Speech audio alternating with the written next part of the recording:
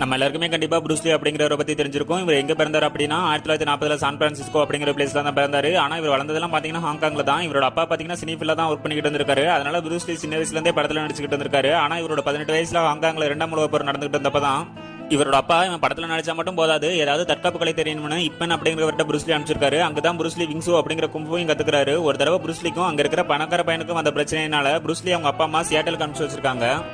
சரின்னு அங்க ஒரு ஹோட்டல்ல வேலை பார்த்துட்டு காலேஜும் படிச்சுக்கிட்டு இருந்திருக்காரு. ஆனா இவர் அங்க இருந்த ஒரு சில பேர் இவர் அமெரிக்கன் இல்ல அப்படிங்கறதுனாலே அவமானப்படுத்திட்டே இருந்திருக்காங்க. ஆனா 1964 நடந்த கராத்தே போட்டியில புருஸ்லியோட 2 ஃபிங்கர் பிஷப்பையும் 1 இன்ச் பஞ்சையும் பார்த்து இந்த ஒட்டுமொத்த உலகமே திரும்பி பார்த்திருக்கு. அதனால இவருக்கு ஒரு சில பட வாய்ப்பும் வந்திருக்கு. ஆனா இவர் அங்க இருந்தவங்க இவனை வச்சு படம் எடுத்த படம் ஓடுன மாதிரி தான் அப்படிங்கிற மாதிரி சொல்லி சிரிச்சு இருந்திருக்காங்க. ஆனா அதுக்கப்புறம் புருஸ்லி தன்னோட ஒரு படத்திலேயாவது வந்து நடிச்சிட மாட்டாரான்னு ஒட்டுமொத்த பிலிம் இண்டஸ்ட்ரியை வெயிட் பண்ணியிருக்காங்க. புரூஸ்லி சொன்னதுலேயே எனக்கு ரொம்ப பிடிச்சது என்ன அப்படின்னு பார்த்தீங்கன்னா, நான் 10,000 உதய பயிற்சி பண்ணவனை பார்த்து பயப்படல, ஆனால் ஒரு உதய 10,000 தடவை பயிற்சி பண்ணவனை பார்த்தா கண்டிப்பாக பயப்படுவேன்னு சொல்லியிருக்காரு.